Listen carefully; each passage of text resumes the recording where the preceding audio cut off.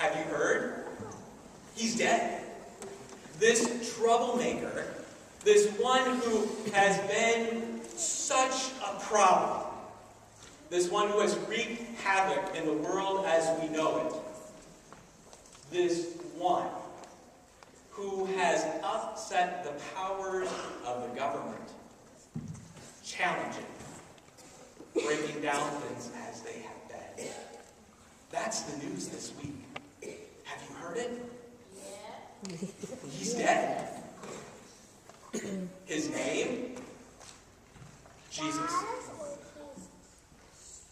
This week, we step into a story that is about a dead man. But his name isn't garnering the national headlines. His name is Jesus of Nazareth. And he is the one that these two disciples are talking about on the road as they are walking along. Heartsick, broken, distraught. You see, there was a vision and a hope for them. That this one was of God. That this one was breaking in God's realm here and now.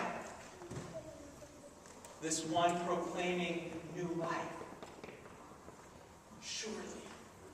Surely this is the Messiah, they had thought to themselves. And now, and 3 days later, the questions linger.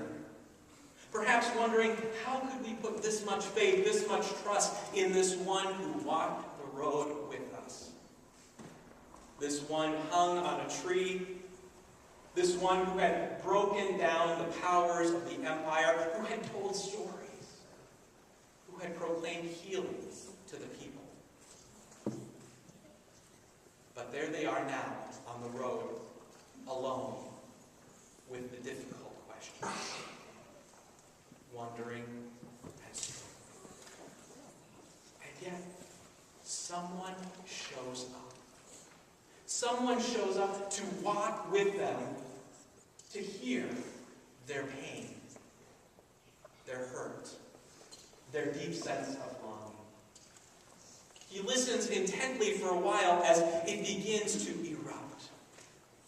Perhaps he asks that trigger question, "What are you talking about?" And can you imagine the look on their face?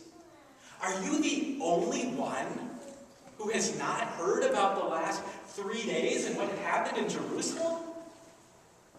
In a sense, looking at him and saying, "Are you crazy? Or don't you read the newspaper? Or watch CNN? The headline is right here. Jesus is dead." And so they walk along, and he probes a little farther. And then begins to talk with them about this Jesus of Nazareth, this one who has been there with them.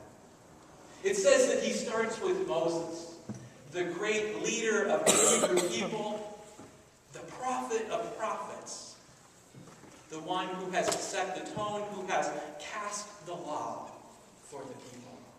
He begins there and then moves through the prophets. Now, there have been a lot of prophets, but of course they were on a 7-mile hike, so they had the time to listen about how God has been revealed through Moses and the prophets, and then through this strange man from Nazareth. He unpacks it. And when they finally arrive at the destination, this stranger who has walked with them is ready to keep on charging ahead into a new place. But they say, wait, come back. Stay with us. It is almost evening. The day is almost over. It was a sign of hospitality.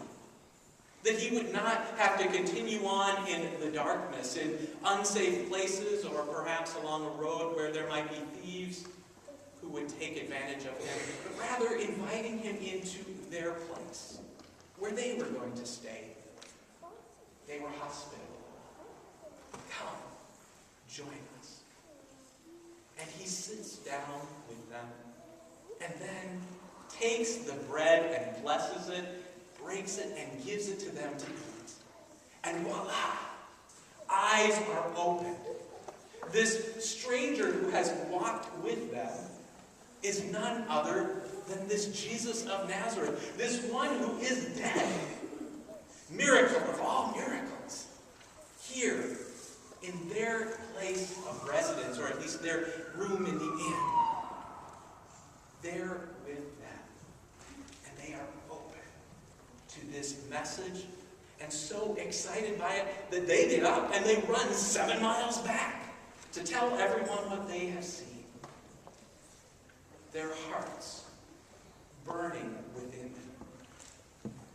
As I mentioned in adult education this morning, in each of our readings for today, there is a focus or an emphasis on the heart and what the heart looks like. And I'd like to take a moment for us to think through this as we consider what it means to journey with this Jesus as the Christ. This one we proclaim as the bearer of new life. You see, in the first lesson we have the testimony of Peter. After the great experience of Pentecost and the languages flowing forth, the disciples being perceived to be drunk because they're so excited, that what we hear is that their hearts are cut by Peter's words. They are convicted that they are not living their lives as they should, that they need to reorient themselves. As we gather this day, perhaps there are those of us who feel like maybe we could be a little more or do a little more, or we could simply look to God in new ways in our life. Perhaps our hearts are cut as we are challenged to live and live radically different.